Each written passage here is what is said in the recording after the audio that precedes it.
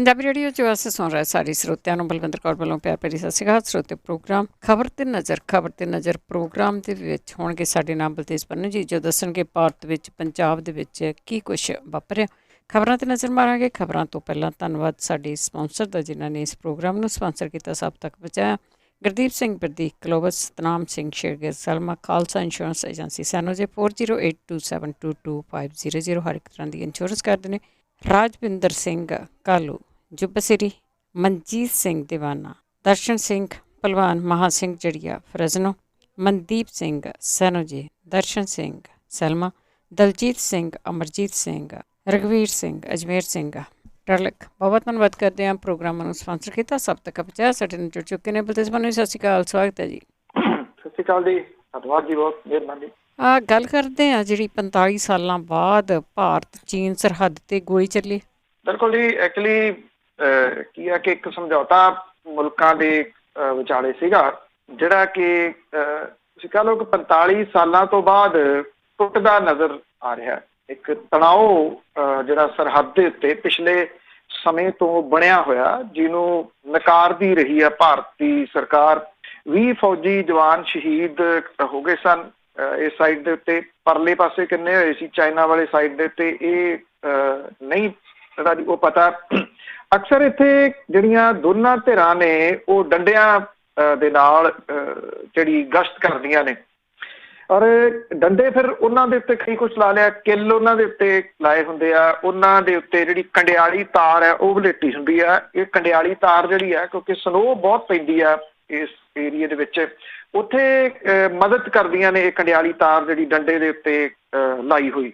ਉਹਦੇ ਨਾਲ ਅੱਗੋਂ ਜਿਹੜਾ ਦੀ ਉਹ ਤੁਰਨ ਦੇ ਵਿੱਚ ਮਦਦ ਹੁੰਦੀ ਹੈ, ਪਰ ਉਹਨੂੰ ਹਥਿਆਰਾਂ ਦੇ ਰੂਪ ਦੇ ਵਿੱਚ ਇਹ ਵਰਤਦੇ ਆ। ਜਦੋਂ ਇਹ 20 ਫੌਜੀ ਜਵਾਨ ਸ਼ਹੀਦ ਹੋਏ ਸਨ, ਉਸ ਟਾਈਮ ਵੀ ਕੋਈ ਕਿਸੇ ਗੋਲੀ ਦੇ ਨਾਲ ਨਹੀਂ, ਬਲਕਿ ਇਹੀ ਜਿਹੜੇ ਡੰਡੇ ਸੀਗੇ ਉਹਨਾਂ ਦੇ ਨਾਲ ਹੀ ਹਮਲੇ ਜਿਹੜੇ ਉਹ ਕੀਤੇ ਗਏ, ਜਾਂ ਜਿਹੜੀਆਂ ਖੱਡਾਂ ਸੀ ਉਹਦੇ ਵਿੱਚ ਚੁੱਕ ਚੁੱਕ ਕੇ ਇੱਕ ਦੂਜੇ ਨੂੰ ਸੁੱਟਿਆ ਗਿਆ ਸੀਗਾ। ਹੁਣ ਜਿਹੜਾ ਜੀ ਇਹ ਪੂਰਬੀ ਲਦਾਖ ਦੇ ਵਿੱਚ ਰੇਜ਼ਾਂਗਲਾ ਰਿਜ ਲਾਈਨ ਜਿਹੜੀ ਆ, ਇਹਦੇ ਉੱਤੇ ਮੁਖਪੁਰੀ ਇਲਾਕੇ ਦੇ ਵਿੱਚ ਭਾਰਤੀ ਪੋਸਟ ਵਾਲੀ ਜਿਹੜੀ ਚਾਈਨੀਜ਼ ਫੌਜ ਹੈ, ਉਹਦੇ ਜਵਾਨ ਜਿਹੜੇ ਸੀ ਉਹ ਇਸੇ ਤਰ੍ਹਾਂ ਦੇ ਡੰਡੇ ਤੇ ਜਿਹੜੇ ਬਰਛੇ ਟਾਈਪ ਦੇ ਉਹ ਹਥਿਆਰ ਲੈ ਕੇ ਜਿਹੜੇ ਦੀ ਉਹ ਆਏ, ਜੋ ਭਾਰਤ ਦਾਅਵਾ ਕਰ ਰਿਹਾ। ਔਰ ਸਰਕਾਰੀ ਸੂਤਰ ਇਹ ਦੱਸਦੇ ਆ ਕਿ LAC ਜਿਹੜੀ ਹੈ ਲਾਈਨ ਆਫ ਐਕਚੁਅਲ ਕੰਟਰੋਲ, ਇਹਦੇ ਉੱਤੇ ਜਿਹੜਾ ਤਣਾਅ ਵਧਿਆ।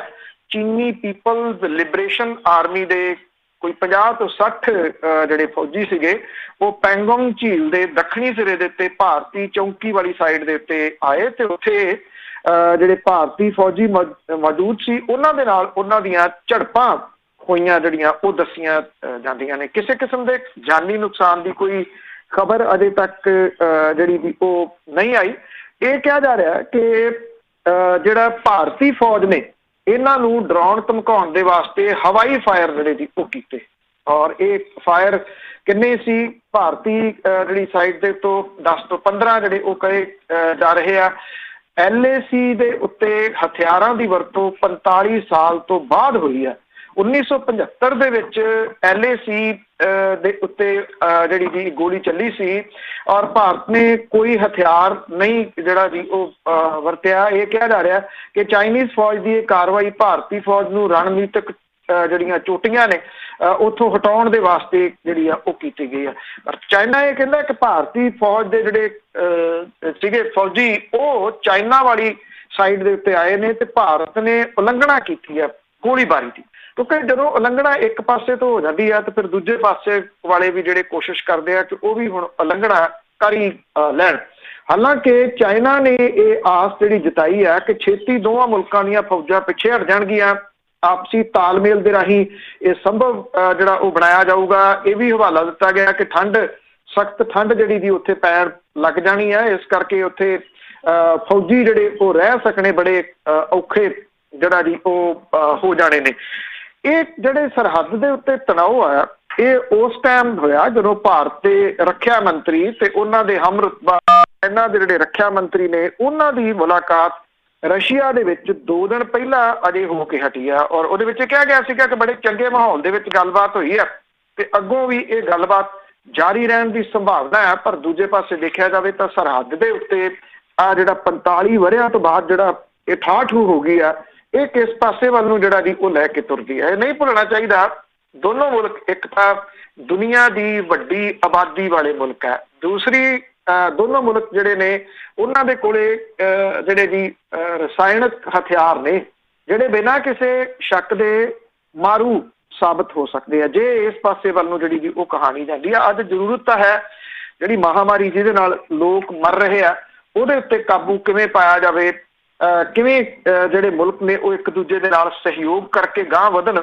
ਇਹ ਹੋਰ ਹੀ ਪਾਸੇ ਨੂੰ ਜਿਹੜਾ ਜੀ ਉਹ ਲੱਗੇ ਜੀ। ਤੇ ਅੱਗੇ ਸਮੇਤ ਸੈਣੀ ਦੀ ਗੱਲ ਕਰਦੇ ਆ, ਅਜੇ ਗਵਾਚਾ ਹੀ ਹੋਇਆ। ਬਿਲਕੁਲ ਜੀ, ਇਹ ਬੜੇ ਵੱਡੇ ਸਵਾਲ ਉੱਠ ਕੇ ਜਿਹੜੇ ਉਹ ਖੜੇ ਹੋ ਰਹੇ ਆ ਵੀ ਜਿਹੜੀ Z+ ਸਿਕਿਉਰਿਟੀ ਆ ਉਹਦਾ ਮਤਲਬ ਕੀ ਆ, ਉਹਦਾ ਮਾਇਨਾ ਜਿਹੜਾ ਜੀ ਉਹ ਕੀ ਹੁੰਦਾ ਕਿ ਇਹ ਕਿਹਾ ਜਾਂਦਾ ਜਿਹੜੇ ਨਿਯਮਾਂ ਦੇ ਮੁਤਾਬਕ, ਕਾਨੂੰਨ ਦੇ ਮੁਤਾਬਕ ਕੋਈ ਵੀ ਵਿਅਕਤੀ ਜਿਹਨੂੰ Z+ ਸਿਕਿਉਰਿਟੀ ਮਿਲੀ ਹੋਈ ਆ, Z ਸਿਕਿਉਰਿਟੀ ਮਿਲੀ ਹੋਈ ਆ, ਉਹ ਬਿਨਾਂ ਸਿਕਿਉਰਿਟੀ ਨੂੰ ਦੱਸੇ ਤੋਂ ਕਿਸੇ ਪਾਸੇ ਨਹੀਂ ਜਿਹੜਾ ਜੀ ਉਹ ਜਾ ਸਕਦਾ।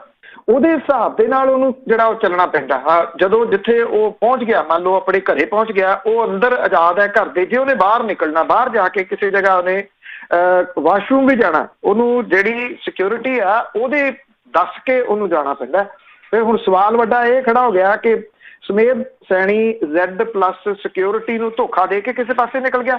ਉਹ ਕਿਵੇਂ ਨਿਕਲਿਆ ਆਪਣੇ ਘਰ ਤੋਂ, ਉਹ ਰੂਪੋਸ਼ ਕਿਵੇਂ ਹੋ ਗਿਆ? ਜਿਵੇਂ ਗੱਲਾਂ ਚੱਲੀ ਜਾਂਦੀਆਂ ਨੇ ਕਿ ਉਹ ਇਸ ਵੇਲੇ ਦਿੱਲੀ ਦੇ ਵਿੱਚ ਕਿਸੇ ਵੱਡੇ ਵਿਅਕਤੀ ਦੇ ਘਰ 'ਚ ਲੁਕਿਆ ਨਹੀਂ ਲੁਕਿਆ, ਉਹ ਜਿਹੜੀਆਂ ਜੀ ਉਹ ਬਾਅਦ ਵਾਲੀਆਂ ਗੱਲਾਂ ਨੇ। ਪਰ ਇੱਕ ਗੱਲ ਜਿਹੜੀ ਜ਼ਰੂਰ ਹੈ ਕਿ ਜਿਹੜੀ ਅਸਲ ਦੇ ਵਿੱਚ ਜਿਹੜੇ ਇਹੋ ਜਿਹੇ ਜ਼ਾਲਮ ਪੁਲਿਸ ਅਫਸਰ ਨੇ ਜਿਹਦੇ ਬਾਰੇ ਇਹ ਮਸ਼ਹੂਰ ਹੈ ਜੀ, ਸਭ ਨੂੰ ਪਤਾ ਹੈ ਕਿ ਪੂਲਾ ਤੇ ਸੈਣੀ ਦਾ ਕੀ ਸੁਮੇਲ ਸੀਗਾ ਆਪਸ ਦੇ ਵਿੱਚ, ਔਰ ਸਭ ਨੂੰ ਇਹ ਵੀ ਪਤਾ ਹੈ ਕਿ ਬਾਦਲ ਪਰਿਵਾਰ ਦੇ ਨਾਲ ਉਹਦੀ ਕਿੰਨੀ ਨੇੜਤਾ।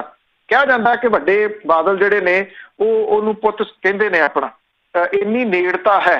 ਸੈਣੀ ਦੇ ਬਾਰੇ ਦੇ ਵਿੱਚ ਇਹ ਵੀ ਜਿਹੜਾ ਜੀ ਉਹ ਮਸ਼ਹੂਰ ਹੈ ਕਿ ਉਹ ਹੱਥ ਜਿਹੜਾ ਥੱਲੇ ਰਖਾ ਕੇ ਜਿਹਨੂੰ ਗ੍ਰਿਫਤਾਰ ਕਰਦਾ ਸੀ, ਉਹਦੀ ਕੱਲੀ ਕੱਲੀ ਉਂਗਲ ਦੇ ਉੱਤੇ ਥੌੜੇ ਮਾਰਦਾ ਸੀ। ਜਦੋਂ ਉਂਗਲ ਫਿਸਦੀ ਸੀ, ਬੰਦਾ ਚੀਕਦਾ ਸੀ ਤੇ ਉਹ ਸਵਾਦ ਲੈਂਦਾ ਸੀ, ਹੱਸਦਾ ਸੀ। ਬੰਦੇ ਪਾੜ ਦੇਣੇ ਔਰ ਬੰਦਿਆਂ ਦੇ ਉੱਤੇ 3rd ਡਿਗਰੀ ਜਿਹੜਾ ਜੀ ਉਹ ਕਰਨਾ, ਇਹ ਉਹਦਾ ਸ਼ੌਕ ਸੀਗਾ ਜੀ। ਹੁਣ ਉਹ ਵਿਅਕਤੀ ਨੂੰ ਰਾਜਨੀਤਿਕ ਧਿਰਾਂ, ਕਿਉਂਕਿ ਆਫਟਰ ਆਲ ਬਿਨਾਂ ਰਾਜਨੀਤਿਕ ਧਿਰਾਂ ਤੋਂ ਇਹ ਲੋਕ ਇੰਨਾ ਕੁਛ ਨਹੀਂ ਕਰ ਸਕਦੇ ਜੋ ਕੁਛ ਇਹਨਾਂ ਨੇ ਕੀਤਾ ਹੋਇਆ।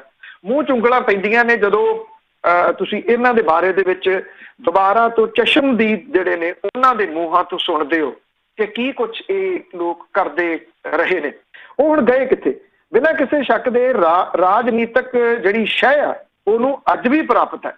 ਨਹੀਂ ਤਾਂ ਅਦਰਵਾਈਜ਼ Z+ ਸਿਕਿਉਰਿਟੀ ਵਾਲਾ ਵਿਅਕਤੀ ਜਿਹੜਾ ਜੀ ਇਹ SIT ਜਿਹੜੀ ਆ ਜੀ ਉਹ ਇਹ ਆਖੇ ਕਿ ਅਸੀਂ ਜੀ ਛਾਪੇਮਾਰੀ ਕਰ ਰਹੇ ਹਾਂ। ਹੁਣ ਉਹ ਛਾਪੇਮਾਰੀ ਦੇ ਵਿੱਚ ਉਹ ਕਿਤੇ ਆਪਣੇ ਫਾਰਮ ਹਾਊਸ 'ਚ ਬੈਠਾ, ਉਹ ਆਪਣੇ ਘਰੇ ਬੈਠਾ, ਉਹ ਨਹੀਂ ਹੋ ਸਕਦਾ ਜੀ ਘਰ ਜਿਹੜਾ ਉਹ ਬੈਠਾ ਹੋਊਗਾ। ਐਡਾ ਕਮਰਾ ਤਾਂ ਉਹ ਵੀ ਨਹੀਂਗਾ। ਉਹ ਕਾਨੂੰਨ ਦੇ ਨਾਲ ਖੇਡਦਾ ਆਇਆ ਇੰਨੇ ਜਿਹੜਾ ਜੀ ਉਹ ਸਾਲਾਂ ਤੋਂ। ਇਹ ਵੀ ਨਹੀਂ ਹੋ ਸਕਦਾ ਕਿ SIT ਨੂੰ ਇਹ ਪਤਾ ਨਾ ਹੋਵੇ ਕਿ ਉਹ ਕਿੱਥੇ ਬੈਠਾ। ਪਤਾ ਹੈ ਉਹਨੂੰ ਅਜੇ ਵੀ ਬਚਾਉਣ ਦੇ ਜਿਹੜੇ ਯਤਨ ਜਾਰੀ ਨੇ। ਉਦੋਂ ਜਦੋਂ ਕਿ ਅਦਾਲਤ ਲਗਾਤਾਰ ਹੁਣ ਜਿਹੜਾ ਜੀ ਸ਼ਿਕੰਜਾ ਉਹਦਾ ਕੱਸਦੀ ਤੁਰੀ ਆ ਰਹੀ ਆ। ਮੈਂ ਪਹਿਲਾਂ ਵੀ ਜਿਹੜੀ ਇਹ ਗੱਲ ਕੀਤੀ ਸੀ ਕਿ ਜਿੱਦਣ ਜੇ ਫੈਸਲਾ ਰਾਖਵਾਂ ਰੱਖਿਆ ਤੇ ਅਦਾਲਤ ਸਮਾਂ ਦੇ ਰਹੀ ਹੈ SIT ਨੂੰ ਕਿ ਉਹਨੂੰ ਅਰੈਸਟ ਕਰ ਲੇ। ਅਜੇ ਤੱਕ ਉਹਦੀ ਅਰੈਸਟ ਜਿਹੜੀ ਦੀ ਉਹ ਨਹੀਂ ਹੋਈ। ਹਾਈ ਕੋਰਟ ਨੇ ਉਹਦੀਆਂ ਦੋਨੋਂ ਪਟੀਸ਼ਨਾਂ ਜਿਹੜੀਆਂ ਜੀ ਉਹ ਖਾਰਜ ਕੀਤੀਆਂ ਨੇ। ਬਹੁਤ ਵੱਡੀ ਗੱਲ ਹੈ, ਜ਼ਮਾਨਤ ਵਾਲੀ ਵੀ ਤੇ ਦੂਜੀ ਉਹਨੇ ਲਾਈ ਸੀ ਕਿ ਮੈਨੂੰ ਪੰਜਾਬ ਪੁਲਿਸ ਤੇ ਵਿਸ਼ਵਾਸ ਨਹੀਂ। ਉਹ ਪੁਲਿਸ ਤੇ ਉਹਨੂੰ ਵਿਸ਼ਵਾਸ ਨਹੀਂ ਜਿਹਦਾ ਉਹ ਮੁਖੀ ਰਿਹਾ, ਕਿਉਂਕਿ ਉਹਨੂੰ ਪਤਾ ਪੰਜਾਬ ਪੁਲਿਸ ਕੀ ਕਰਦੀ ਹੈ। ਜਿਹੜਾ ਸਭ ਤੋਂ ਵੱਡਾ ਪੁਆਇੰਟ ਹੈ, ਉਹ ਕਹਿੰਦਾ ਇਹਨੂੰ ਕਿਸੇ ਹੋਰ ਸੂਬੇ ਦੇ ਵਿੱਚ ਤਬਦੀਲ ਕਰ ਦਿਓ ਜਾਂ ਫਿਰ ਇਹ CBI ਨੂੰ ਜਾਂਚ ਜਿਹੜੀ ਦੇ ਦਿਓ, ਉਸ CBI ਨੂੰ ਜਾਂਚ ਦੇ ਦਿਓ ਜਿਹਦੇ ਬਾਰੇ ਸਮੇਤ ਸੈਣੀ ਕਹਿੰਦਾ ਕਿ CBI ਜਿਹੜੀ ਆ ਉਹ ਮੇਰੇ ਨਾਲ ਧੱਕਾ ਕਰ ਰਹੀ ਆ ਸੈਣੀ ਮੋਟਰ ਵਾਲੇ ਮਾਮਲੇ ਦੇ ਵਿੱਚ, ਜਿਹੜਾ ਉਹਦੇ ਉੱਤੇ ਦੇਰ ਦਾ ਜਿਹੜਾ ਜੀ ਉਹ ਤਲਵਾਰ ਲਟਕਦੀ। ਪਰ ਉਹਨੇ ਉਸ ਮਾਮਲੇ ਦੇ ਵਿੱਚ 16 ਵਰੇ ਜਿਹੜਾ ਜੀ ਉਹ ਚਲਾਨ ਨਹੀਂ ਪੇਸ਼ ਹੋਣ ਦਿੱਤਾ, ਕਿਉਂਕਿ ਇੰਨਾ ਪਾਵਰਫੁਲ ਜਿਹੜਾ ਉਹ ਆਫਿਸਰ ਰਿਹਾ। ਕਿਉਂ ਪਾਵਰਫੁਲ ਰਿਹਾ ਉਹ ਸਭ ਨੂੰ ਪਤਾ। ਪਾਵਰਫੁਲ ਰਿਹਾ ਇਸ ਕਰਕੇ ਕਿ ਉਹਦੇ ਪਿੱਛੇ ਇੱਕ ਵੱਡਾ ਰਾਜਨੀਤਿਕ ਪਰਿਵਾਰ ਜਿਹੜਾ ਜੀ ਉਹ ਖੜਾ ਸੀ, ਉਹ ਬਾਦਲ ਪਰਿਵਾਰ ਹੈ। ਔਰ 15 ਦੇ ਵਿੱਚ ਜਦੋਂ ਬੁਰਜ ਜਵਾਹਰ ਸਿੰਘ ਵਾਲਾ ਤੋਂ ਬੀੜ ਚੋਰੀ ਹੋ ਜਾਂਦੀ ਆ, ਉਹਦੀਆਂ ਚਿੱਠੀਆਂ ਲੱਗਦੀਆਂ ਨੇ ਕਿ ਲੱਭ ਲਓ ਲੱਭ ਸਕਦੇ ਹੋ, ਉਹਦੀ ਬੇਅਦਬੀ ਕੀਤੀ ਜਾਂਦੀ ਆ, ਸ਼ਾਂਤਮਈ ਲੋਕਾਂ ਦੇ ਉੱਤੇ ਗੰਦਾ ਪਾਣੀ ਸੁੱਟਿਆ ਜਾਂਦਾ। ਬਹਿਬਲ ਕਲਾਂ ਦੇ ਵਿੱਚ ਗੋਲੀ ਮਾਰ ਕੇ 2 ਵਿਅਕਤੀ ਜਿਹੜੇ ਉਹ ਮੌਤ ਦੀ ਘਾਟ ਉਤਾਰ ਦਿੱਤੇ ਜਾਂਦੇ ਆ। ਉਦੋਂ DGP ਸਮੇਧ ਸੈਣੀ ਸੀ। ਸਮੇਧ ਸੈਣੀ ਨੂੰ ਬਾਦਲ ਸਰਕਾਰ ਨੇ ਉਦੋਂ DGP ਲਾਇਆ ਜਦੋਂ UNO ਤੱਕ ਨੇ ਇਹ ਰਿਪੋਰਟ ਜਿਹੜੀ ਉਹ ਦੇ ਦਿੱਤੀ ਸੀ ਕਿ ਮਨੁੱਖੀ ਅਧਿਕਾਰਾਂ ਨੂੰ ਕੁਚਲਣ ਦੇ ਵਿੱਚ ਪੰਜਾਬ ਪੁਲਿਸ ਤੇ ਜੇ ਕਿਸੇ ਵੱਡੇ ਅਫਸਰ ਦਾ ਹੱਥ ਹੈ ਉਹ ਸਮੇਧ ਸੈਣੀ। ਬਿਲਕੁਲ ਜੀ, ਸਦਕੇ ਜਾਈਏ ਪੰਜਾਬ ਦੇ ਲੋਕਾਂ ਦੇ ਜਿਹੜੇ ਬਾਰ-ਬਾਰ ਉਸੇ ਸਰਕਾਰ ਨੂੰ ਵੋਟਾਂ ਪਾਈ ਗਏ ਆ। ਤੇ ਅੱਗੇ ਰੀਆ ਚੱਕਰਵਰਤੀ ਦੀ ਜੇ ਗੱਲ ਕਰੀਏ ਤੇ ਜੇਲ੍ਹ ਵੀ ਭੇਜਿਆ। ਬਿਲਕੁਲ, ਐਕਚੁਅਲੀ ਪਿਛਲੇ 3 ਦਿਨ ਤੋਂ ਜਿਹੜੀ ਨਾਰਕੋਟਿਕਸ ਕੰਟਰੋਲ ਬਿਊਰੋ ਹੈ ਉਹਦੇ ਤੋਂ ਪੁੱਛਗਿੱਛ ਜਿਹੜੀ ਜੀ ਉਹ ਕਰ ਰਹੀ।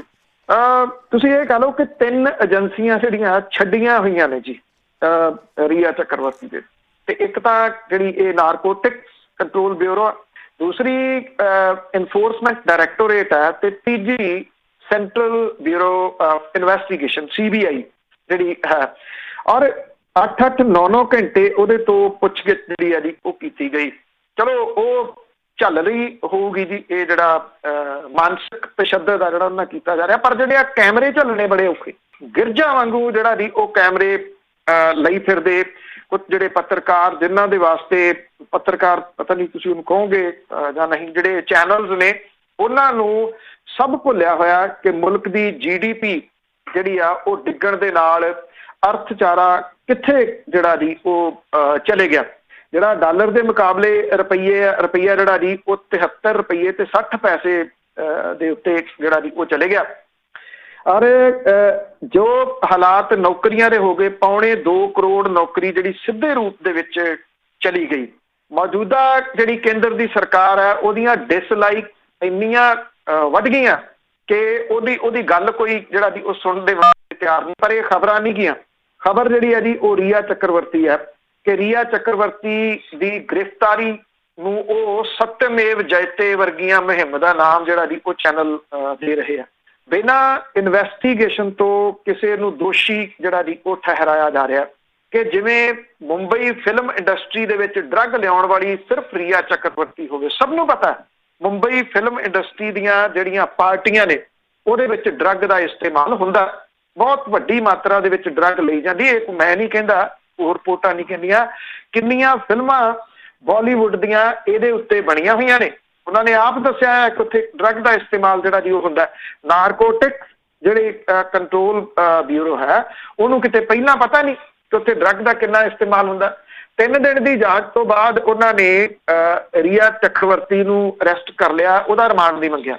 ਇਹ ਕਿਹਾ ਕਿ ਜਿਹੜੀ ਪੁੱਛਗਿੱਛ ਉਹਨਾਂ ਨੇ ਕਰਨੀ ਸੀ ਉਹ ਪਿਛਲੇ 3 ਦਿਨਾਂ 'ਚ ਕਰ ਚੁੱਕੇ ਆ, ਹੁਣ ਉਹਨੂੰ ਰਿਮਾਂਡ ਦੀ ਲੋੜ ਨਹੀਂ। ਉਹਨੇ ਐਪਲੀਕੇਸ਼ਨ ਜਿਹੜੀ ਆ ਉਹ ਲਾਈ ਸੀਗੀ ਜ਼ਮਾਨਤ ਦੀ, ਪਰ ਤੁਰੰਤ ਉਹਨੂੰ ਜ਼ਮਾਨਤ ਜਿਹੜੀ ਉਹ ਨਹੀਂ ਮਿਲੀ, ਜਿਹਦੇ ਕਰਕੇ ਉਹਦੇ ਤੋਂ ਉਹਦਾ ਜਿਹੜਾ ਉਹਨੂੰ ਭੇਜਿਆ ਗਿਆ ਜਿਹੜੇ ਜੁਡੀਸ਼ੀਅਲ ਕਸਟਡੀ ਦੇ ਵਿੱਚ, ਮਤਲਬ ਕਿ ਜੇਲ੍ਹ ਜਿਹੜਾ ਜੀ ਉਹ ਭੇਜ ਦਿੱਤਾ ਗਿਆ 14 ਦਿਨਾਂ ਦੇ ਵਾਸਤੇ। ਹੁਣ ਉਹਨੂੰ ਦੁਬਾਰਾ ਜਿਹੜੀ ਜੀ ਉਹ ਫਰੈਸ਼ ਅਰਜ਼ੀ ਲਾ ਸਕਦੀ ਹੈ ਜ਼ਮਾਨਤ ਦੀ। ਇਸ ਮਾਮਲੇ 'ਚ ਉਹਦੀ ਜ਼ਮਾਨਤ ਹੁੰਦੀ ਆ ਨਹੀਂ ਹੁੰਦੀ ਉਹ ਬਾਅਦ ਵਾਲੀ ਗੱਲ ਹੈ। ਹੁਣ ਜਦੋਂ ਜੇਲ੍ਹ ਲਿਜਾਇਆ ਗਿਆ ਤੇ ਉੱਥੋਂ ਉਹਦੇ ਤੋਂ ਪੁੱਛਗਿੱਛ ਜਿਹੜੀ ਹੈ ਜੀ ਉਹਨੂੰ ਰਿਮਾਂਡ ਦੇ ਉੱਤੇ ਲੈਣਾ ਪਊਗਾ, ਜੇ CBI ਨੇ ਪੁੱਛਗਿੱਛ ਕਰਨੀ ਆ ਜਾਂ ED ਨੇ ਪੁੱਛਗਿੱਛ ਜਿਹੜੀ ਆ ਉਹ ਕਰਨੀ ਹੈ ਇਸ ਮਾਮਲੇ ਦੇ। ਸੁਸ਼ਾਂਤ ਸਿੰਘ ਰਾਜਪੂਤ ਜਿਹਦੀ ਆਤਮ ਹੱਤਿਆ ਜਿਹਨੇ ਕੀਤੀ ਸੀਗੀ, ਦੇਖੋ ਉਹਦਾ ਮਾਮਲਾ ਚੱਲ ਰਿਹਾ, ਇਨਵੈਸਟੀਗੇਸ਼ਨ ਤੋਂ ਕੀ ਨਿਕਲਦਾ ਹੈ ਇਹ ਆਉਣ ਵਾਲਾ ਸਮਾਂ ਜਿਹੜਾ ਜੀ ਉਹ ਦੱਸ ਦੂਗਾ। ਪਰ ਇੱਥੋਂ ਤੱਕ ਇਸ ਚੀਜ਼ ਦਾ ਸਿਆਸੀਕਰਨ ਹੋ ਚੁੱਕਿਆ। ਇੱਥੇ ਬਿਹਾਰ ਦੇ ਵਿੱਚ ਚੋਣਾਂ ਹੋ ਰਹੀਆਂ ਨੇ ਵਿਧਾਨ ਸਭਾ ਦੀਆਂ, ਉੱਥੇ 30,000 ਮਾਸਕ ਵੰਡੇ ਭਾਜਪਾ ਨੇ, ਔਰ ਜਿਹੜੇ ਮਾਸਕ ਨੇ ਉਹਨਾਂ ਦੇ ਉੱਤੇ ਸੁਸ਼ਾਂਤ ਸਿੰਘ ਰਾਜਪੂਤ ਦੀ ਫੋਟੋ ਆ ਮਾਸਕ ਦੇ ਉੱਤੇ। ਉਹ ਕਿਉਂ ਵੰਡੇ ਜਾ ਰਹੇ ਨੇ? ਸੁਸ਼ਾਂਤ ਸਿੰਘ ਰਾਜਪੂਤ ਬਿਹਾਰ ਤੋਂ ਆ। ਇਹ ਜਿਹੜਾ ਬਿਹਾਰ ਕਨੈਕਸ਼ਨ ਹੈ ਨਾ, ਬਿਹਾਰ ਤੇ ਮਹਾਰਾਸ਼ਟਰ ਦਾ ਕਨੈਕਸ਼ਨ, ਐਕਚੁਅਲੀ ਇਹਦੇ ਪਿੱਛੇ ਸਾਰੀ ਕਹਾਣੀ ਦੇ ਪਿੱਛੇ ਉਹ ਕਿਤੇ ਨਾ ਕਿਤੇ ਕੰਮ ਜਿਹੜਾ ਉਹ ਕਰ ਰਿਹਾ।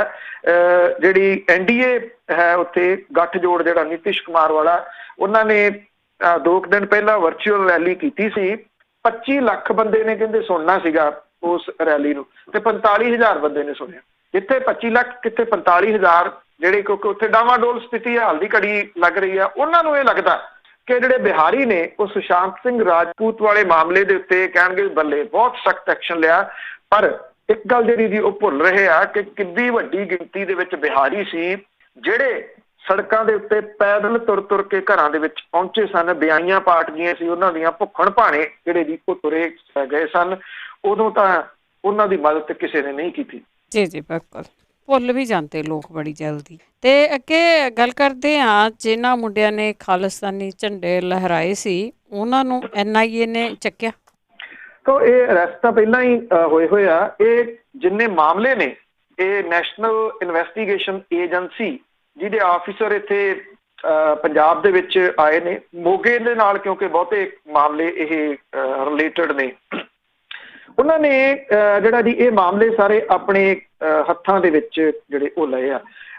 ਸਿੱਖ ਫਾਰ ਜਸਟਿਸ ਨੇ ਇਹ ਗੱਲ ਕਹੀ ਸੀ ਕਿ ਜਿਹੜਾ ਬੰਦਾ ਝੰਡਾ ਚਲਾਊਗਾ ਉਹਨੂੰ ਅਸੀਂ $5000 ਜਿਹੜਾ ਜੀ ਉਹ ਦੇਵਾਂਗੇ।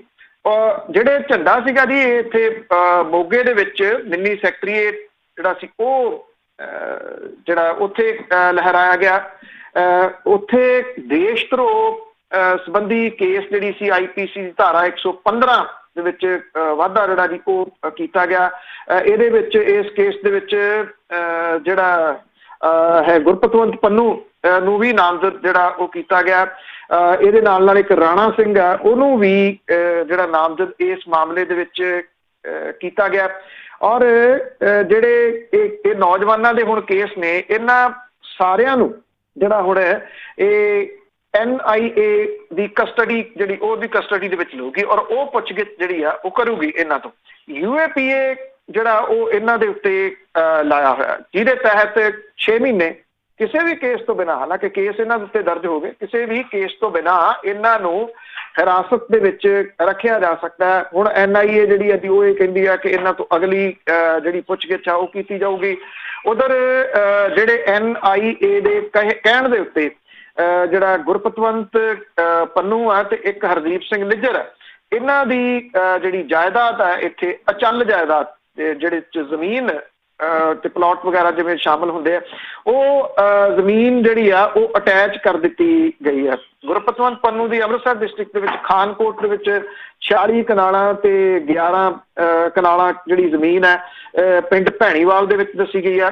ਜਲੰਧਰ ਦੇ ਫਲੌਰ ਦੇ ਵਿੱਚ ਨਿੱਜਰ ਦੀ ਮਲਕੀਤੀ ਵਾਲੀ 11 ਕਨਾਲ ਤੇ 13 ਮਰਲੇ ਜ਼ਮੀਨ ਜਿਹੜੀ ਆ ਉਹ ਦੱਸੀ ਗਈ ਆ, ਜਿਹੜੀ ਕਿ ਇਸ ਕੇਸ ਦੇ ਨਾਲ ਅਟੈਚ ਜਿਹੜੀ ਆ ਉਹ ਕਰ ਦਿੱਤੀ ਗਈ ਆ।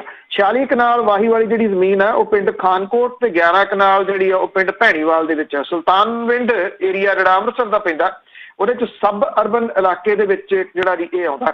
ਔਰ ਜਿਹੜੇ ਇੱਥੋਂ ਦਾ ਸਰਪੰਚ ਆ ਉਹ ਕਹਿੰਦਾ ਕਿ ਉਹ ਪਹਿਲਾਂ ਅੱਜ ਤੱਕ ਕਦੀ ਉਹਨੂੰ ਇਹ ਨਹੀਂ ਸੀ ਪਤਾ ਕਿ ਇਹ ਜ਼ਮੀਨ ਜਿਹੜੀ ਆ ਇਹ ਗੁਰਪਤਵੰਤ ਪੰਨੂ ਦੀ ਹੈ ਜਾਂ ਉਹਦੇ ਪਰਿਵਾਰ ਦੀ ਜਿਹੜੀ ਜੀ ਉਹ ਹੈ।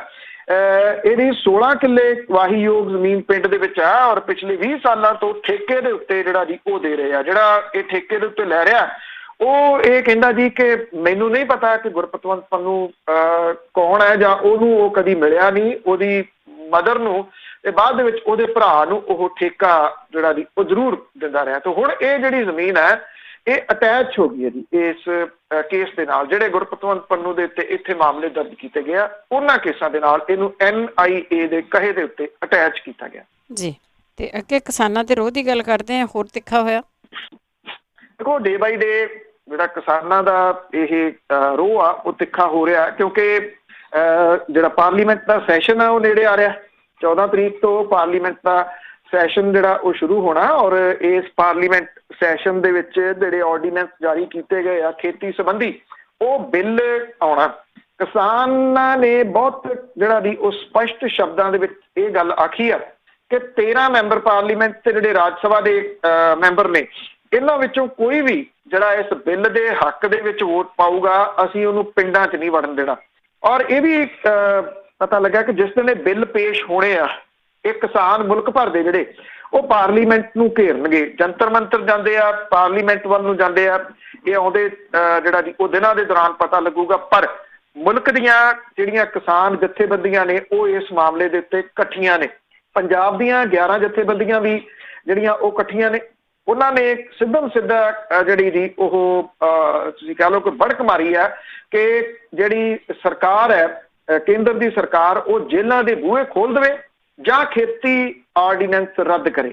ਉਹਨਾਂ ਨੇ ਇਹ ਗੱਲ ਕਹੀ ਹੈ ਕਿ ਕੈਪਟਨ ਸਰਕਾਰ ਕਿਸਾਨੀ ਦੇ ਰੋਹ ਦੇ ਡਰੋਂ ਸਖਤੀ ਕਰਨ ਤੋਂ ਡਰ ਰਹੀ ਹੈ, ਉਹਨਾਂ ਨੂੰ ਅਰੈਸਟ ਨਹੀਂ ਕਰ ਰਹੀ। ਇਹ ਆਪਣੇ ਆਪ ਨੂੰ ਅਰੈਸਟ ਕਰਨ ਦੇ ਵਾਸਤੇ ਪੇਸ਼ ਕਰ ਰਹੇ ਆ ਜੀ। ਰੋਜ਼ ਵੱਖ-ਵੱਖ ਡਿਪਟੀ ਕਮਿਸ਼ਨਰ ਦੇ ਦਫ਼ਤਰ ਜਿਹੜੇ ਨੇ ਉਹਨਾਂ ਨੂੰ ਘੇਰ ਰਹੇ ਆ। ਇਹਨਾਂ ਨੂੰ ਜਿਹੜਾ ਉਹ ਹਿਰਾਸਤ 'ਚ ਲਿਆ ਜਾਂਦਾ ਤੇ ਮੁੜ ਕੇ ਜਿਹੜਾ ਜੀ ਉਹ ਛੱਡ ਦਿੱਤਾ ਜਾਂਦਾ। ਕਿਸਾਨ ਕਹਿੰਦੇ ਆ ਸਾਨੂੰ ਅਰੈਸਟ ਕਰੋ, ਅਸੀਂ ਜੇਲ੍ਹਾਂ ਜਿਹੜੀਆਂ ਉਹ ਭਰਨੀਆਂ ਨੇ ਮੁਲਕ ਦੀਆਂ।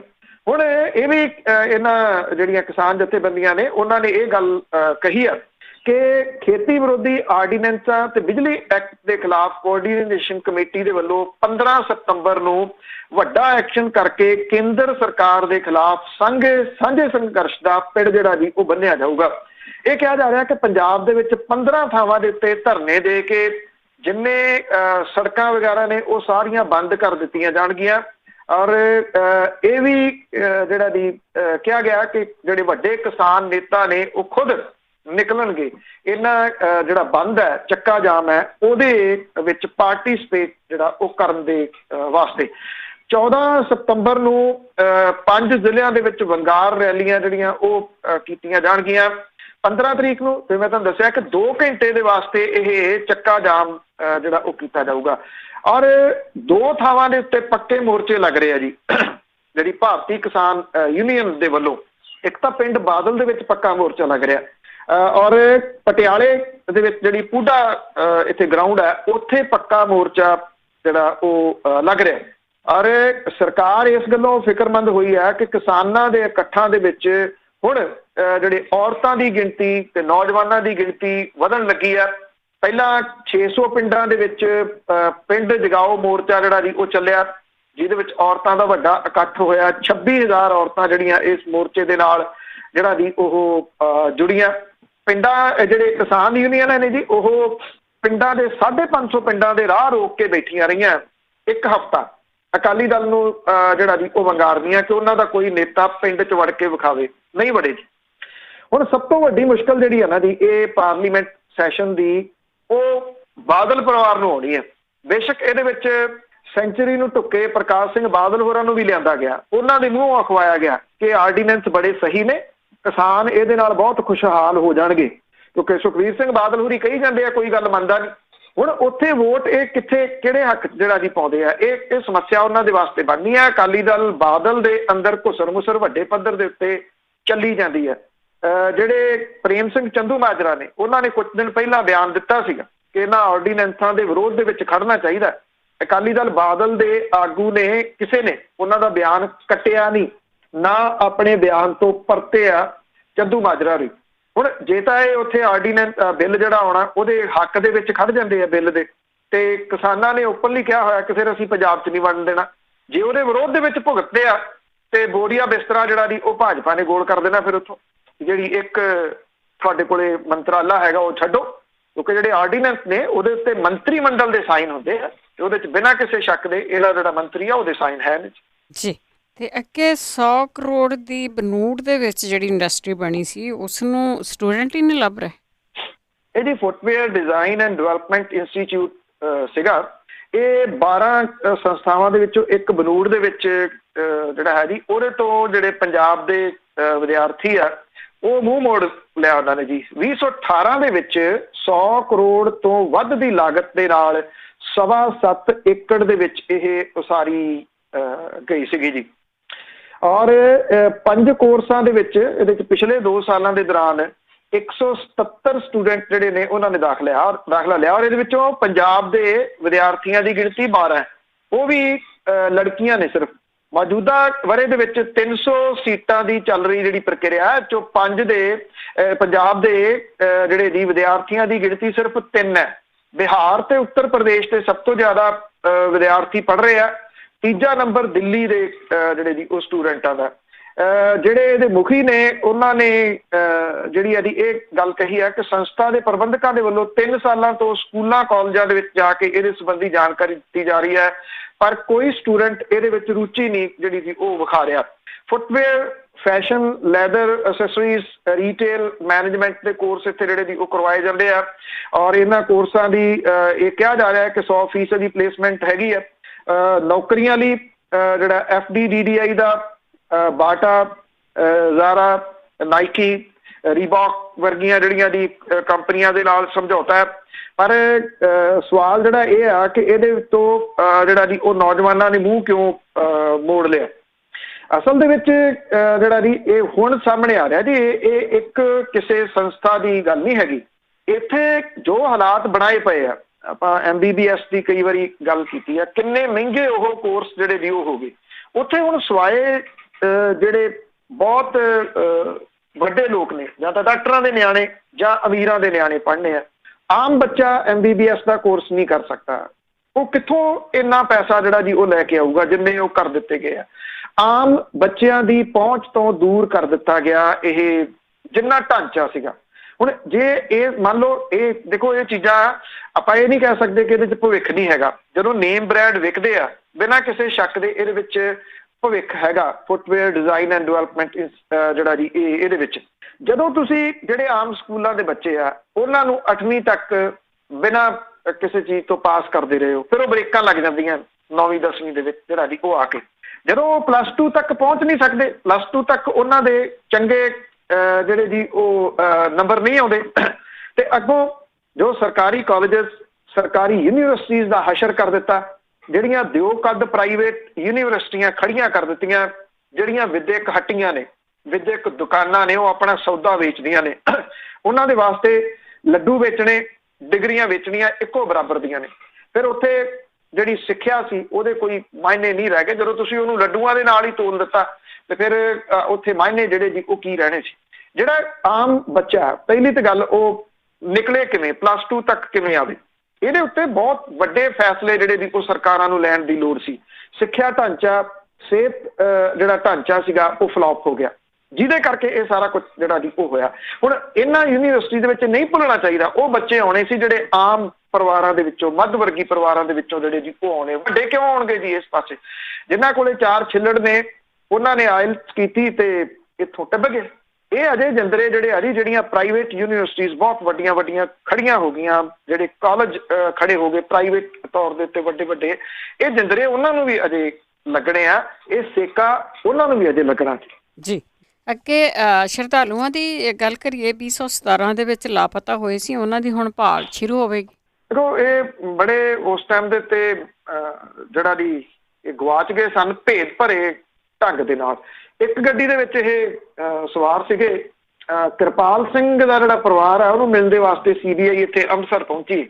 ਉਹਦੇ ਪਰਿਵਾਰ ਦੇ ਬਿਆਨ ਜਿਹੜੇ ਜੀ ਉਹ ਦਰਜ ਕੀਤੇ ਗਏ ਆ। 1 ਜੁਲਾਈ 2017 ਨੂੰ ਮਹਿਤਾ ਚੌਕ ਤੋਂ ਇਨੋਵਾ ਗੱਡੀ ਲੈ ਕੇ ਡਰਾਈਵਰ ਸਣੇ 8 ਲੋਕ ਜਿਹੜੇ ਸੀ ਉਹ ਹੇਮਕੁੰਟ ਦੀ ਯਾਤਰਾ ਦੇ ਉੱਤੇ ਗਏ ਸੀ। 6 ਜੁਲਾਈ ਨੂੰ ਇਹਨਾਂ ਨੇ ਵਾਪਸ ਆਉਣਾ ਸੀਗਾ।